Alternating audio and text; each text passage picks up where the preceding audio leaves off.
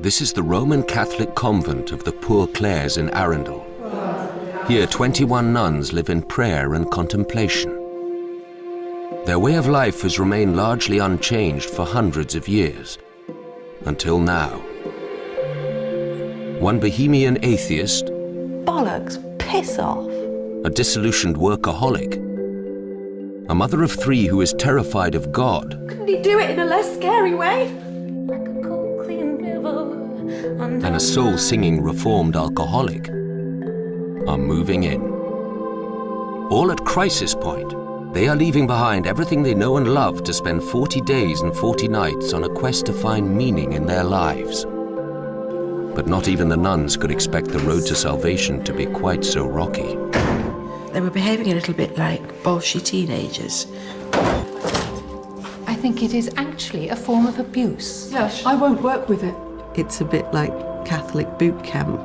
No matter how hard they fight against it, I really do think it's going to help me a lot. If I can just get over my fear of things, which I'm really working on. this journey could ultimately change their lives forever. God, what am I going to do when it comes time to go?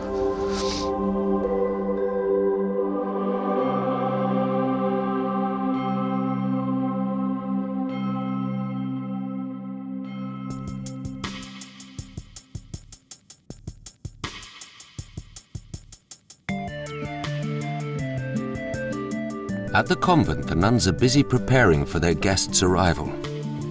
They've never had people to stay before, not in 700 years, so everyone is a little nervous. Well, it's a relief that the day's finally come, but I think we feel quite apprehensive.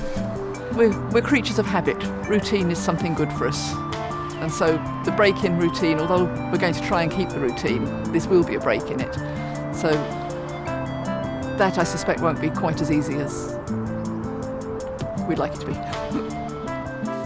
Their first guest is also a creature of habit, mostly bad habits. At 25, soul singer Iona is desperate to be saintly, working in an industry full of sin. All my commitments are kind of within quite kind of a coarse world, I suppose, where it's kind of a lot of drugs and a lot of drink and a lot of hedonism.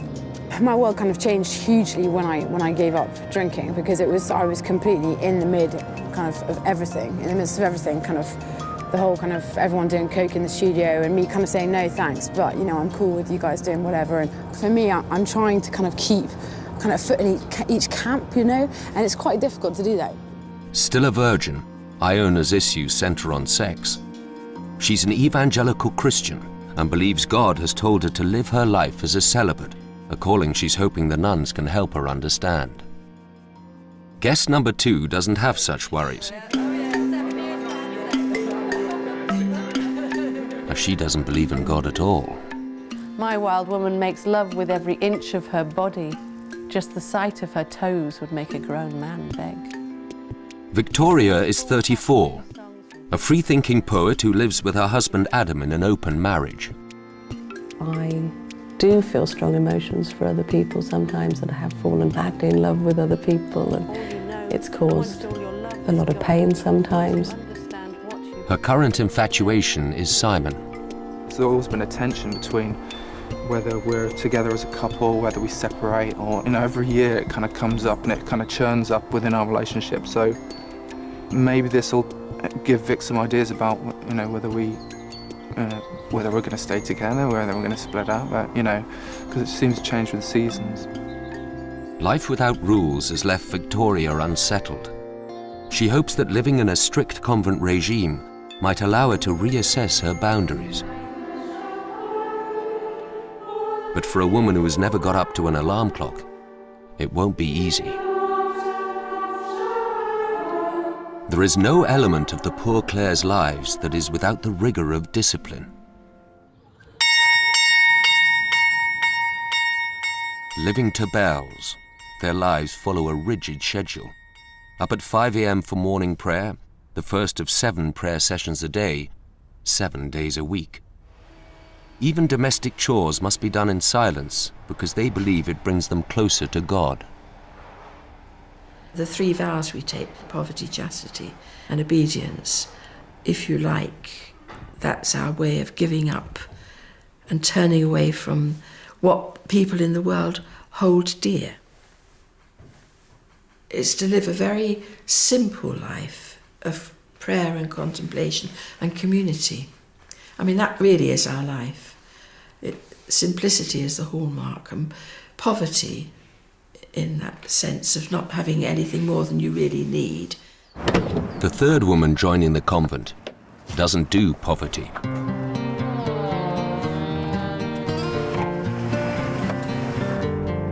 Angela is 43. She's a shrewd, sharp and successful businesswoman who revels in a thrusting male environment and admits to being uncomfortable in female company.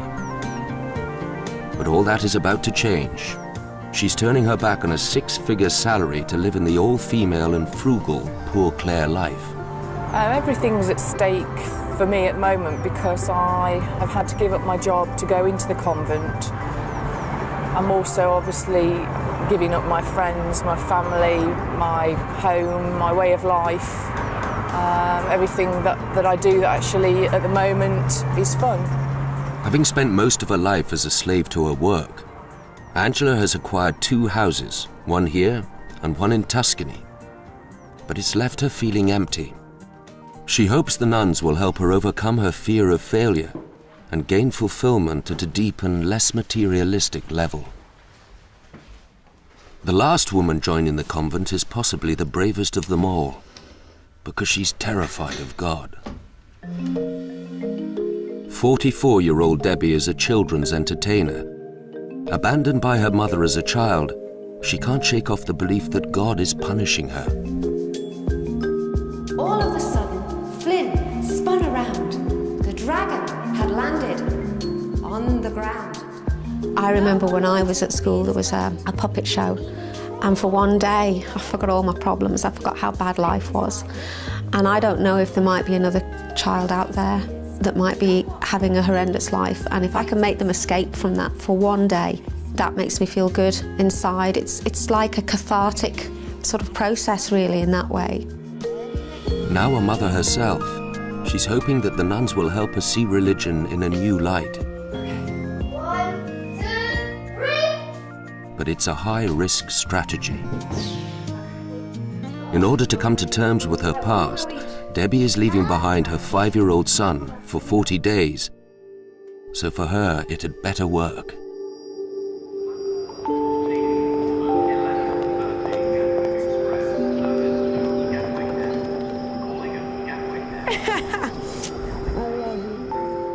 Over the next 6 weeks, the 4 women will try and find a spiritual path. And for the nuns, this BBC experiment is a rare opportunity to explain their calling. I think perhaps it's as there's a certain missionary aspect to it. In a sense, you've come to us so that you can take us out. You can show us to other people. And in a way, that's our main aim, is to sort of just be ourselves here and somehow relate that, the values we find here, to other people. Now that's them, that's the doorbell. The nuns know nothing about their guests. This is the first time they have ever allowed outsiders in. Hello. Hi, I'm Angela. To live amongst them. There's a lot at stake for all concerned. This is how people live. You're welcome. And everyone is hoping the gamble will pay off.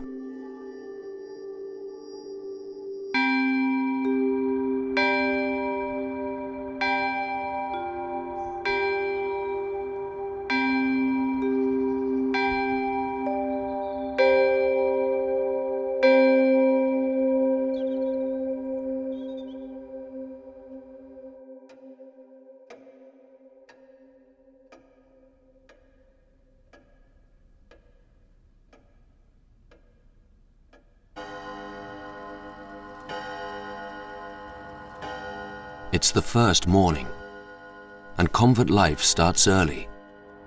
A little too early for atheist Victoria. It's 5:15.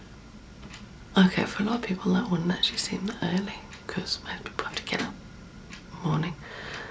But I only got to sleep at about 3, so I was tossing and turning.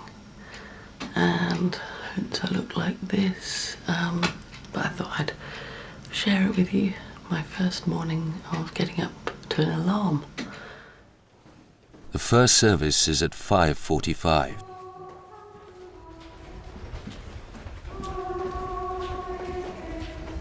The nuns are meant to be silent from dusk till dawn, so that the first words they utter on waking are directly to God. Let us rejoice in the Lord. With songs let us praise him. Let us rejoice in the Lord.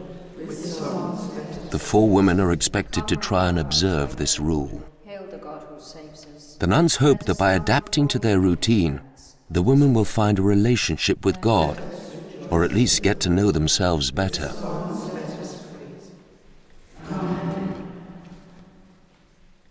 The 10 Commandments are first promulgated by Moses on the mountain. As well as 7 services a day, the women will also take daily religious instruction to help them understand where the nuns are coming from. Jewish. See, they're Jewish, first of all. Jesus was a Jew. The first session is with Sister Clare Agnes. But what was meant to be a gentle introduction to the words of God soon becomes all too personal for 2 of the women in the group. He said, love one another, not as you love yourself, but as I have loved you.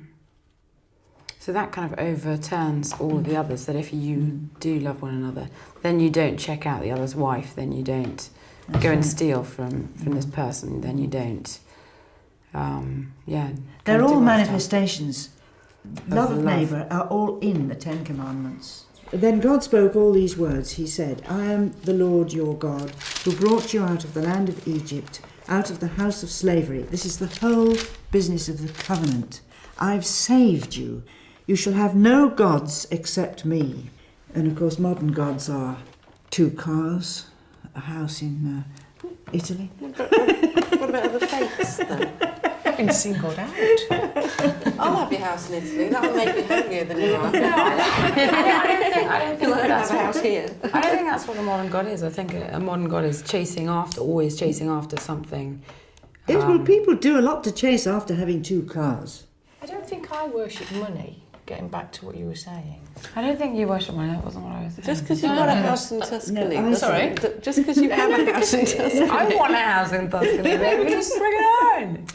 You have to put everything in context. I mean, I'm single, I have to work to house myself. I don't live in a very big house. I've got a fairly small house, which is sufficient for 1 person.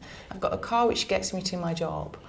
And the house I have in Tuscany is something that I was going to live in, and I bought it as a complete wreck. Yeah. So that's lovely. I really don't think that's a problem. I really don't. But I think that the constant kind of craving. It's this, then I want this, then I want this, then I want this. And it's this searching which becomes the God. I want to know what your understanding of adultery is, because my understanding may be different. Adultery in the I suppose the dictionary term is when you have it off with somebody else's wife or husband. What if it's consensual? Because it's nothing to do with consensual or not. It's to do with the fact that you made vows towards somebody else. Yeah. Right.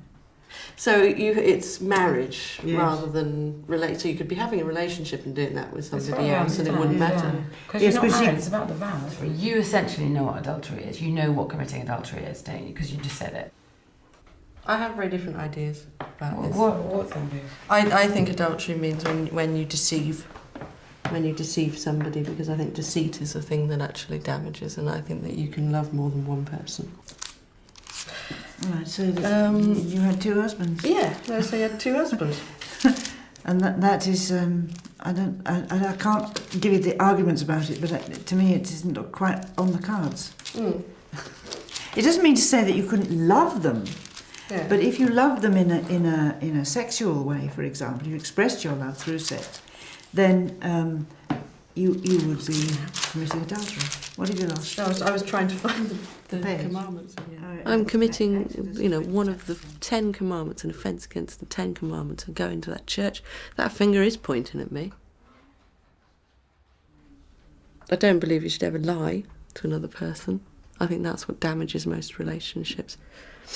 But I do love somebody else, and Adam knows that, and is part of that family. That's what I call it. I mean, it's got its own challenges and we don't really know quite what to do with it, but half of the bullshit is to do with those damn 10 commandments.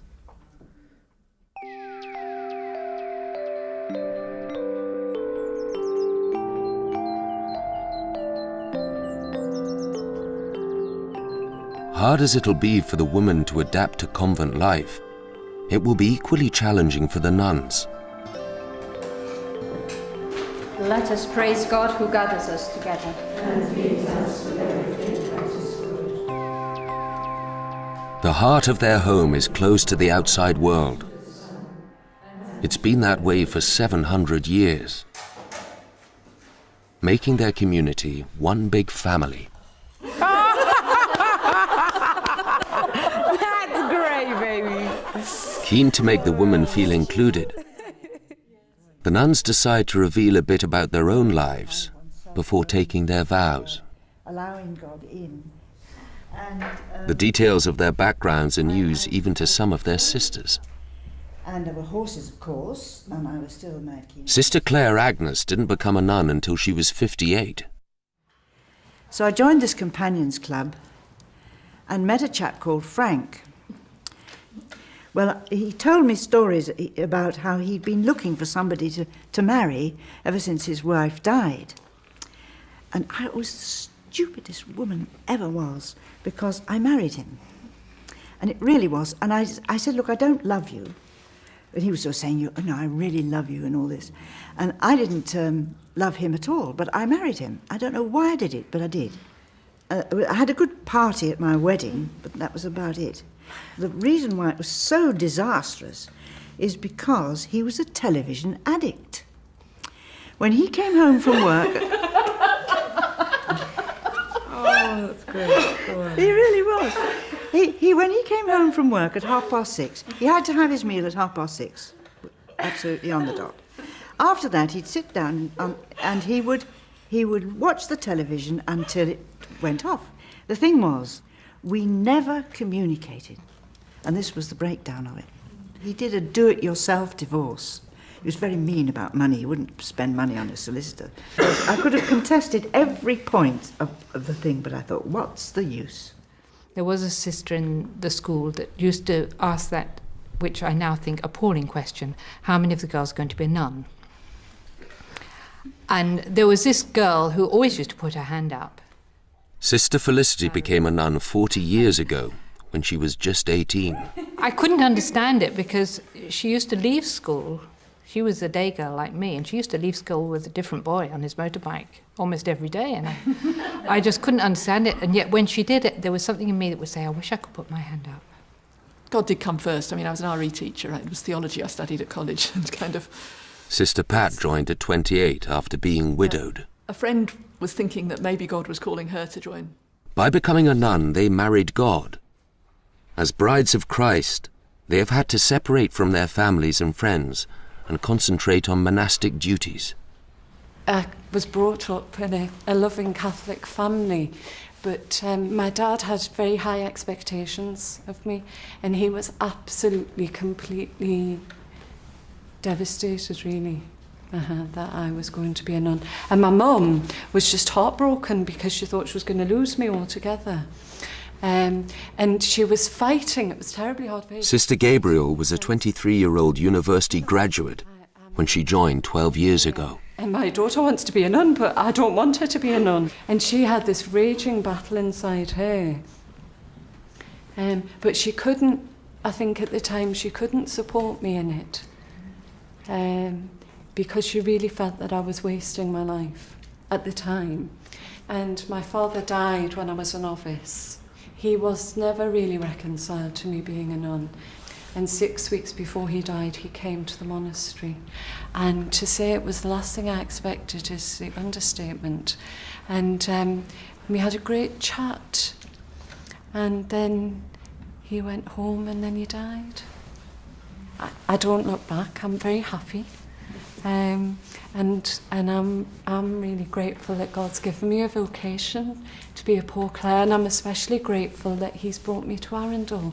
And I hope that the joy and happiness that I have, that you will, I'm sure you will experience in some measure while you're here for the 6 weeks. Thank you.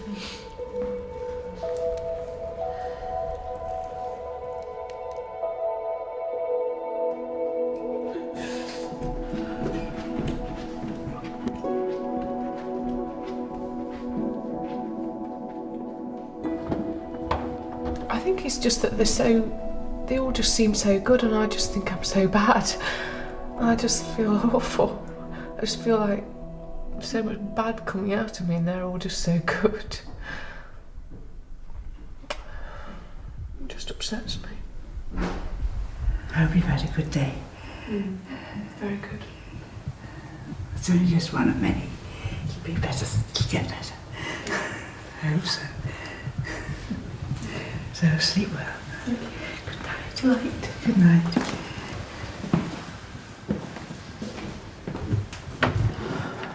The first day has given the group plenty to think about.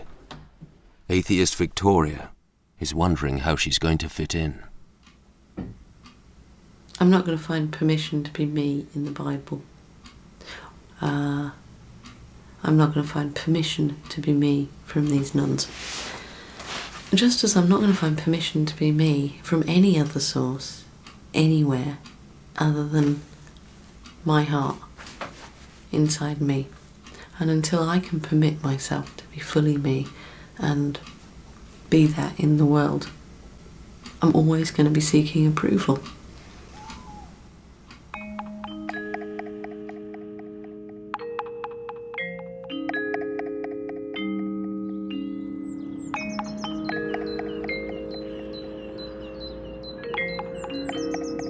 It's 5 in the morning. A mother of 3 Debbie is the first one up. She's missing her family. I don't want to do this without doing it properly. I've got to give it 100% because otherwise I'll have put Jamie through this, because he'll be missing me now. He will be feeling aware of the fact that Mummy isn't there to pick him up from school. And I know in his little way it's painful for him, and it will have been for nothing. Absolute waste if I don't do this properly. So I have to do it 100%. He will snatch you from your tent and uproot you from the land of the living. The just shall see and fear. While Debbie is prepared to work to conform to the nun's life, the others are having difficulty with the rigor of the routine. Soul singer Iona has overslept, and Victoria has decided that today she's not going to turn up at all. There are still 37 days to go. Dear all, I respectfully request to be excused from attending this morning's prayer. I feel too overwhelmed at this stage and cannot let any more in just yet. My sincerest apologies and request for acceptance. In all love, Vic. She's not coming down till 2:15 because she needs some space alone to think. Which I understand, but it's like, Yeah. we could do with staying in bed a bit as well. I mean, Yes, we've probably been brought up in a yeah. more rigid atmosphere with rules, and quite clearly I don't think Vic has. So, has she? So she's probably not used to a routine. I just feel terribly bad-mannered if I didn't turn up for prayer. I don't know, I think that... I just feel really bad-mannered by not doing that. Yeah, but she's going through something in particular, and I think that all right now she can see is kind of what she's going through.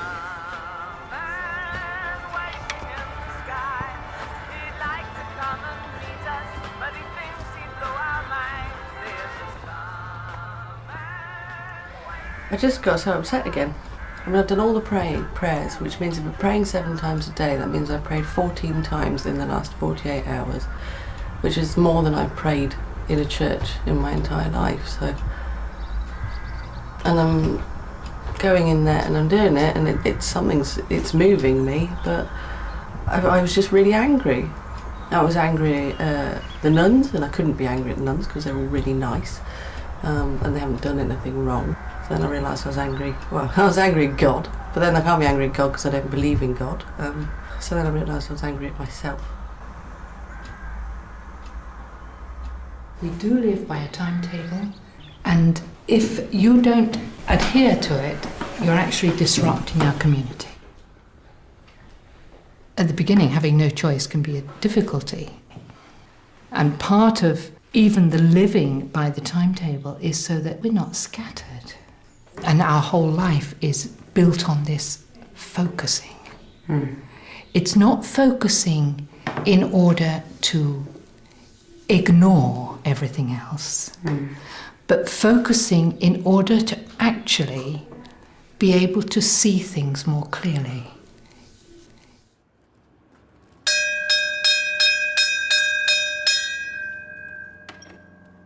After lunch, Victoria decides to rejoin the group. Although her actions have upset the harmony of the house, she's not reproached. I mean, all the different things The nuns believe that anger prevents charity. My mother was a Methodist Sunday school teacher. My father was a very good swimmer. He represented England in swimming breaststroke. And what was always important to our family was achievement. So it was natural that myself and my brother were brought up in that way, to try and win things, to achieve things. That's what we did. The nuns want to understand their guests better, so the 4 women have been encouraged to explain their backgrounds and why they have come here. I started to muck about with kind of guys and went out, or not really went out with lots of boys, just kind of ended up being kissed by lots of them. And then decided actually I was much better at kissing them, so decided to do that much more than... Iona is a soul singer from London, and at 25, the youngest woman in the convent. A reformed alcoholic, she found God 3 years ago and is now an evangelical Christian. I moved to London, moved in with my brother, and was drinking so much. The more and more painful stuff got, the more I could drink. Anyway, so one night I went to a big photographer's party. I was particularly shy then and didn't feel I fitted. And so I drank a huge amount, and I woke up in the morning and I just went, okay, Lord, I know you're there, but I can't heal myself. I tried to give up drinking so many times and I just didn't know how to do it. And I dragged myself to church and sat at the back upstairs and said, Lord, I'm not leaving until you heal me. And just sobbed and sobbed. And I felt this hand on my head. I mean, like this physical hand on my head. And it freaked the living daylights out of me. And there was nobody there. And I took this huge deep breath in. And it felt like someone pulled out my spine. And I said again, Lord, take away my drinking. And then I heard this internal voice kind of inside me say yes. And since then I kind of haven't smoked and haven't drunk and haven't even kissed a boy, which is weird. And it's been like four years, and I'm here because I've felt God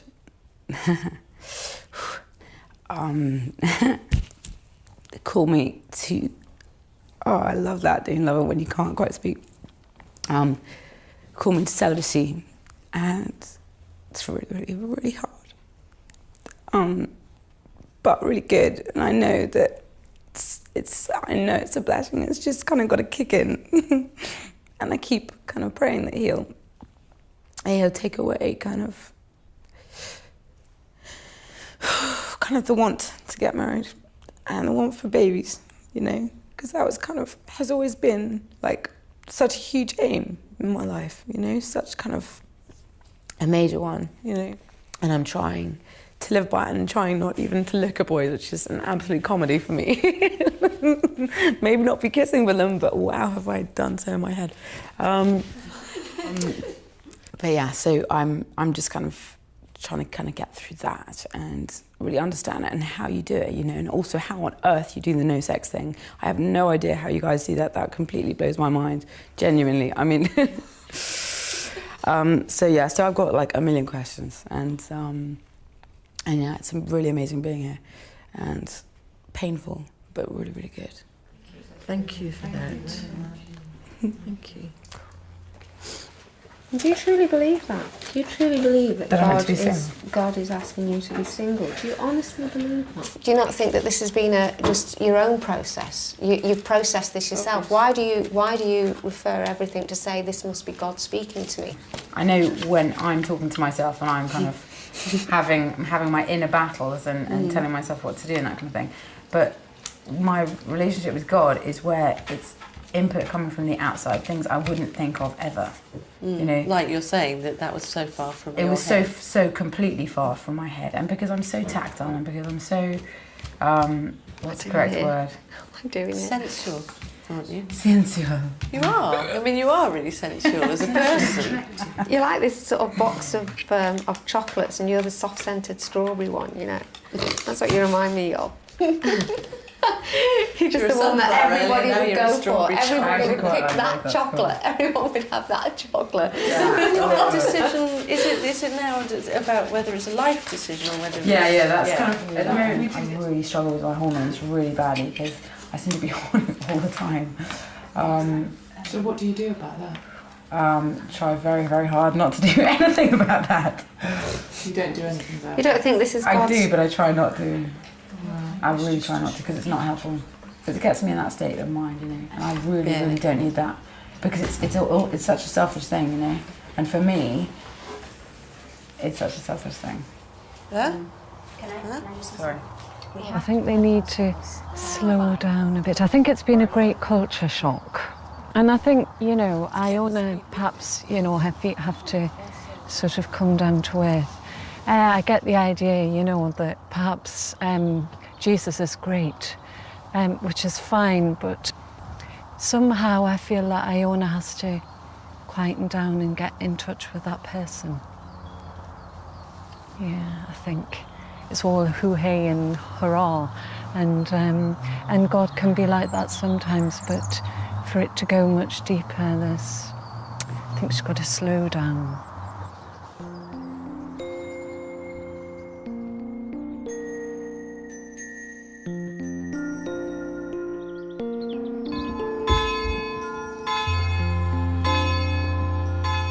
The women have been here for 5 days, and convent life is beginning to suit them well.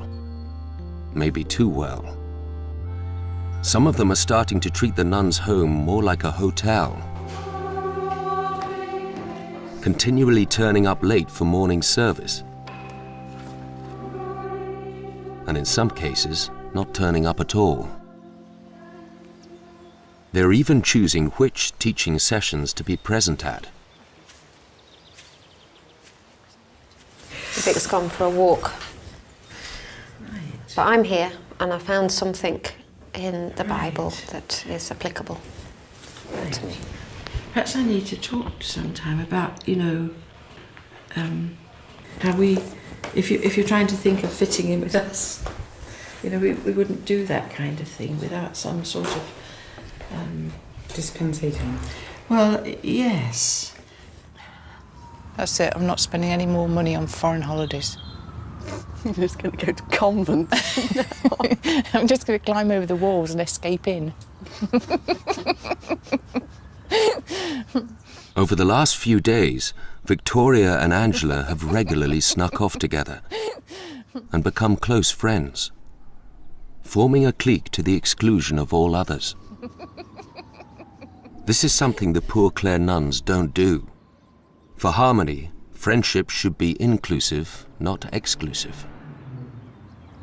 I tell you what, I know this sounds incredibly strange, but you know, if we could go to the pub every Friday night, you'd feel much better about it. I could live here. I could live this life if I could go over the wall to the pub on a Friday night. That wouldn't exactly be living this life, though, would it? When they're going on about all their interpretations of things, and this makes me think of this, and I think of that, and then I know I'm there, and I'm thinking, how do you get from A to Z? So, well, you've been here a week, and they've been studying it for maybe like 50 years. I know, but I like to You're to understand things quickly. You're so uptight about that, aren't you? It's like the 100-minute Bible, that's me. 1 minute. One of these days you're actually going to have to face this in yourself. Well, I want to do everything quickly. Yeah, and best. Yeah. It's like you want to understand the Bible better than the nuns do. And you're really frustrated that you're not top of the class. Oh, God. Forgot your lighter. Oh. Bollocks. I'm in so much trouble. What are we going to say? We can't hear the bells, can it? Oh, no, there was no bell, she said. What are we going to say? The truth? We got into a very deep conversation about religion. No, because they'll watch it and see, won't they? For now, the nuns will bite their tongues about Victoria and Angela's friendship. But the guests' disobedience to the strict timetable is starting to be disruptive. The time after morning prayer. Sister Felicity tries to nip this behaviour in the bud. I have always understood that actions speak louder than words. It is no good, from my point of view, you saying nice things and saying, we respect your life, when actually your actions are not. You know, I'm very canny of words, particularly nice words, because they scare me. I suppose because I'm not a person who's good at doing nice talking. And when people do it, I tend not to believe them until I see it lived out. This is very sceptical, I know. But I think, you know, you've come into this setting and we are willing and eager to do everything to make it possible for you. But you must be willing and eager to make it possible for us.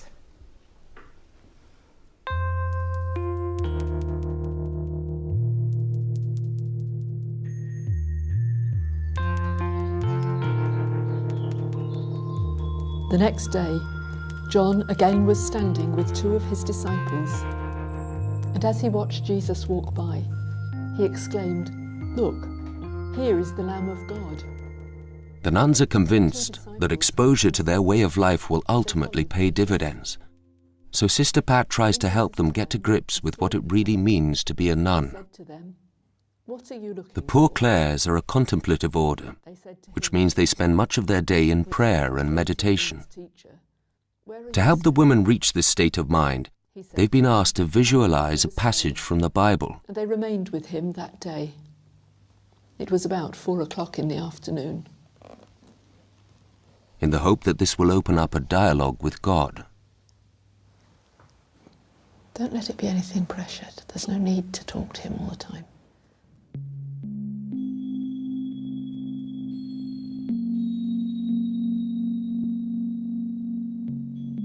But letting go doesn't come naturally to competitive, high-flyer Angela. So pause and wait for the other 2 disciples. Let them catch up.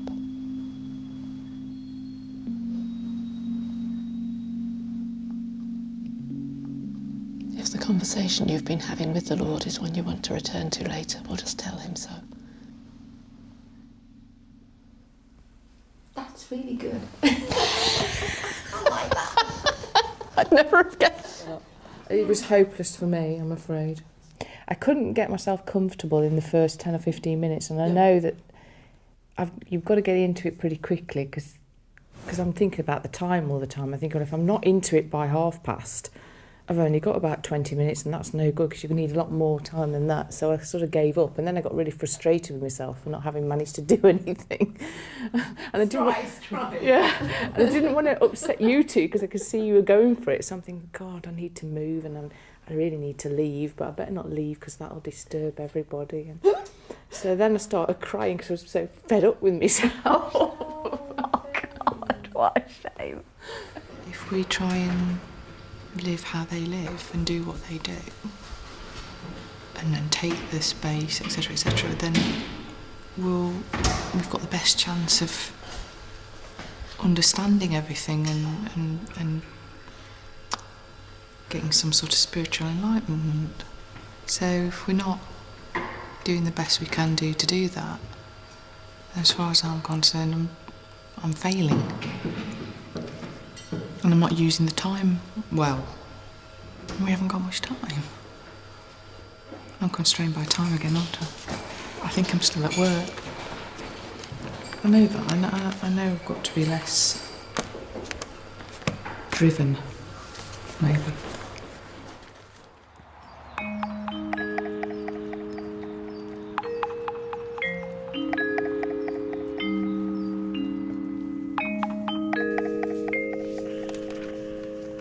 Although this is an enclosed order, there is one area that is open to the public: the chapel.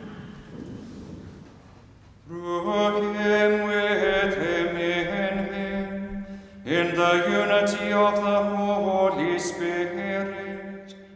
Every morning a public mass is held here. Who takes away the sins of the world. Happy are those who are called to his supper. Lord, I am not worthy to receive you, but only say the word, and I shall be healed. For the nuns, this is the most important moment of the day, because they receive the body and blood of Christ in the form of communion from the priest. The body of Christ. A blessing is the closest a non-Catholic can come to this sacred moment, but it's something that two of the women have so far abstained from. Victoria, because she's an atheist, The body of Christ. and Debbie, because she feels unworthy. When I was very young, my parents moved to Australia with my brother and myself. From what I can remember, it was from a child looking into their relationship, full of arguments and stress and fights. I knew something pretty bad was about to happen as young as I was. My mother packed our lives up in a suitcase, and we had to choose who we wanted to stay with. We had to choose who we loved the most as a child.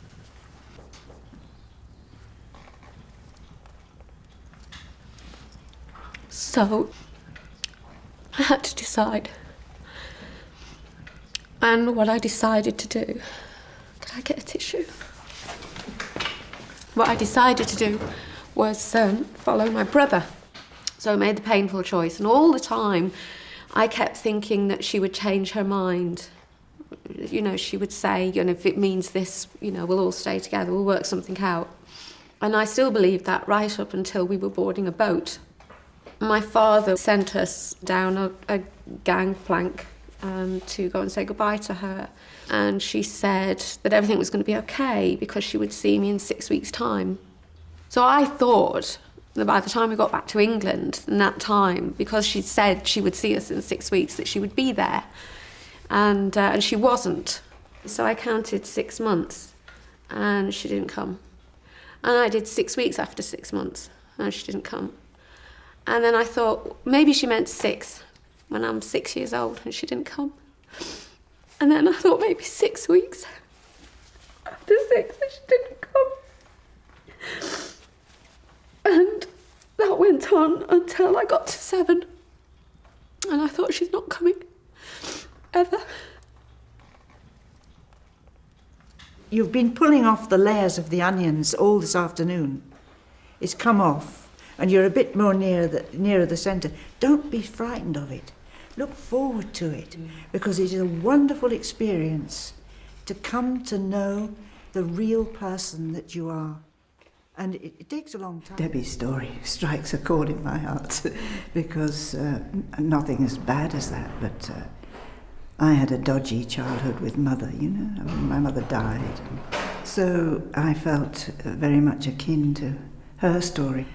I just hope that these next weeks we'll be able to help her to find herself and to be more peaceful about herself, and that God loves her, and this should give her great confidence that, you know, she's not the rubbish that she thinks she is.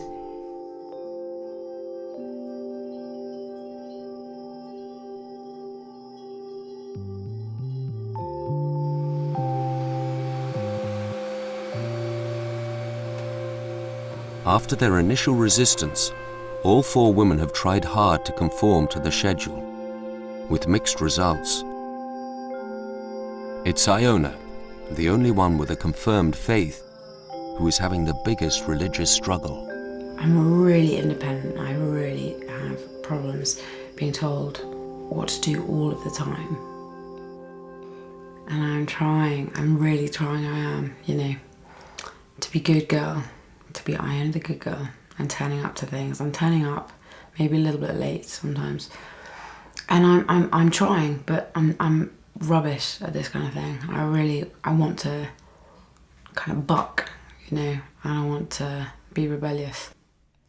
High King of heaven, heaven's bright sun, grant me joy after victory. I can't sing in the services because my voice is too big. My own heart, whatever before. And so I'm kind of not able to worship in that way, which is really frustrating, because I'd love to let rip to God.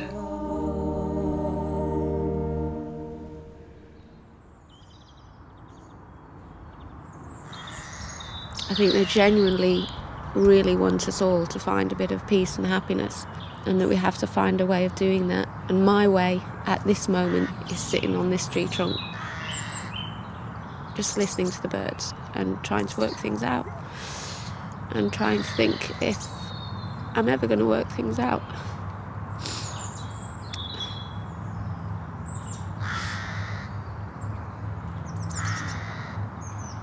It can be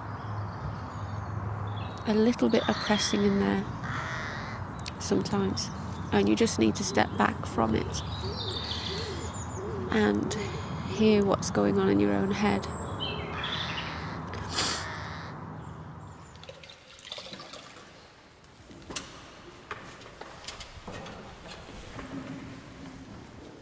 I get on really well with the girls. I like all the nuns. I'm having a good time. The problem with that is I'm going to have to face up to the fact that the point is that I came here to explore my spirituality, think about what I've done with my life and where I'm going, and at the moment I'm not doing any of that. I'm so relaxed. I'm the most relaxed I can ever remember being. I'm having such a great time, and so I don't want to ruin it at the moment. I just want to enjoy myself.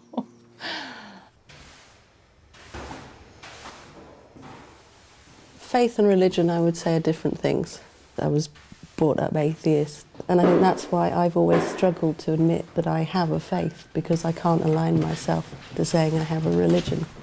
So I've always kept it quite secret. I've always thought that that was really lucky for people who got religion, because they can just go, take it all away from me. I can't. I've got to live with it and find my best way of working with it. And I think that's probably true for a lot of people. And I think that there's religion just, I can't do it, but I want to.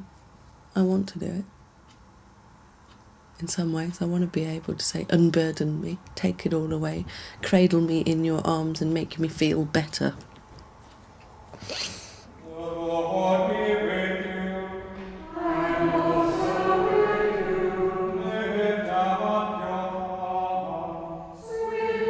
Debbie and Victoria are standing firm.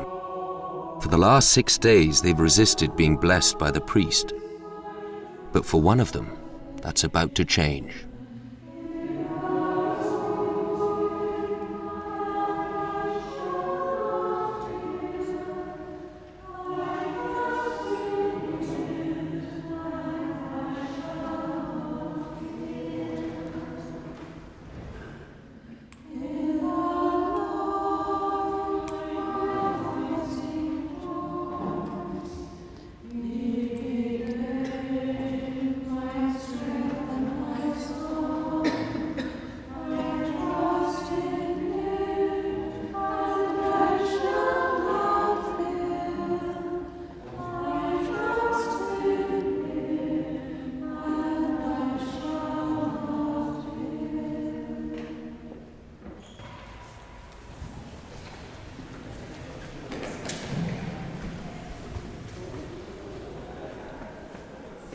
laugh at me at home now. You didn't do anything wrong. You didn't take a solemn oath at birth never to do anything like that. No. It's not, I don't say all the words and things, but I don't see anything wrong with listening a bit. No. I was having a very big argument in my head with this. I mean, I think it's around here. If I start saying I hear this voice in my head, everybody's going to go, "Hey, you found God." But I've always heard a voice in my head, and I've always listened to it. It's just I find it really difficult to listen to it here because it's like, oh, if I do something like that, it's like, ah, look, you know, she's finding the Lord, and I'm not. Nobody's my Lord. So what was it? Was it just It's a really loud voice in my head going, "Stop being so stubborn. You're so bloody stubborn." Oh, you are. I know. I hate everything that the rigmarole stands for. The hierarchy, it turns my stomach, the fact that it can only be a man at the front. And then there's all these really wonderful spiritual women, but they can't stand up there and do that. It can only be a man. It's like everything about it makes me feel sick. That's what's troubling me. Abide with me, fastful sea. What is it?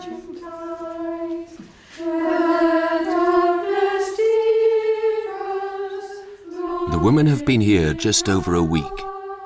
A good time to gather and discuss the impact the guests are having on the life of the community. I mean, just in the light of the week and thinking of this and how it affects us. When I was in the chapel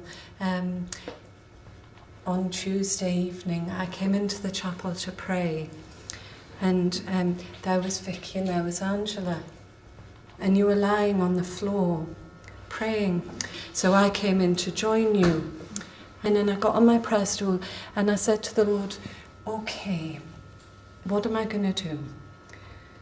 Because I don't think this is very respectful of you. And I was quite ready to go up and say, well, would you mind not lying on the floor? And the Lord said to me, I don't mind.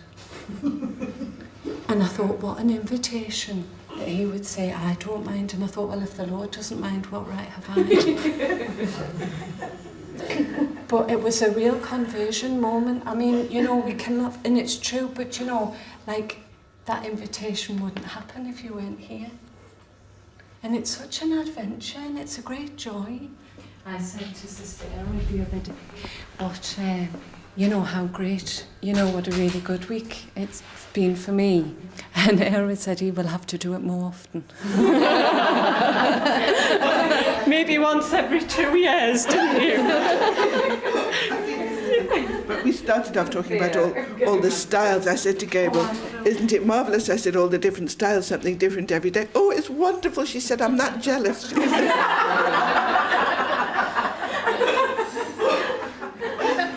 Because, you know, one day it's the jeans and the boots, and the next day it's the long swirling skirts and the scarf and the hair.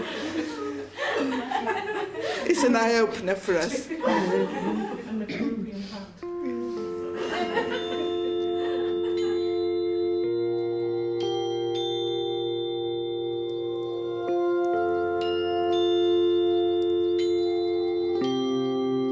I want to find out how on earth people are celibates and how they do it, and I just need kind of guidance on that. And So kind you're of, saying that you want to speak to somebody young or somebody old for that? yeah. Somebody old? And, To give the women a more intimate understanding of religious life, Sister Angela, the abbess, has asked each one to choose a mentor from the community to act as their confidant. I desperately want somebody to approve of me.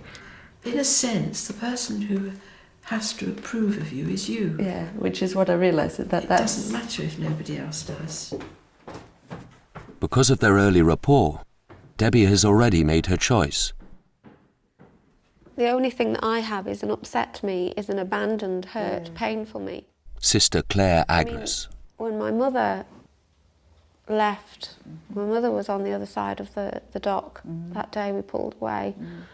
I was just absolute blind panic. And all I could think about was how sorry I was, how I remembered praying actually then to a God and telling him how absolutely sorry I was that I'd made my mother leave. You know, and so you took all the blame. Yeah. You didn't think that it might be something to do with your father. No. Each day, pick up everything positive that you possibly can to try to cancel out the negative things that are in your life, because that's what's spoiling your life. That's what's keeping you captive, so to speak. Yeah. You were born into what we call a dysfunctional family.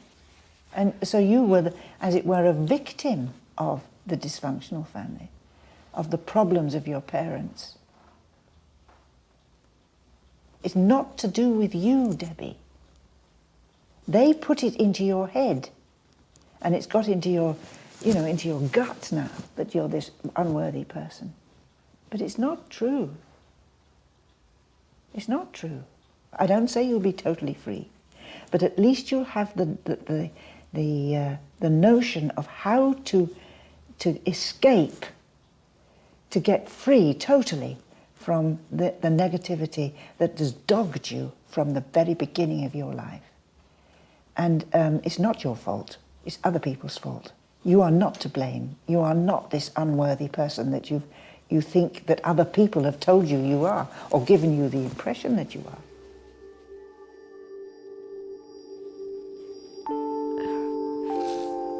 The life that we have is lived in relationship, and it's kind of understood in relationship with each other in love. And it's not something you can sort of parcel up in a little bottle and say, well, drink 2 drops a day and you'll be a human being. You sort of fight the battle out. With 30 days still to go, will the nuns' way of life really help these women find what they are looking for? Next week on The Convent. How many people had the opportunity to do this in their life? Angela's dedication starts to pay off. It's only week 2 and I'm already thinking, God, what am I going to do when it comes time to go? But the guests' disregard for house rules continues to test the nuns. I don't know what you've been doing upstairs in that little dormitory of yours up there, but we don't go into each other's rooms. Those rooms are private for each one of us. Bollocks, piss off.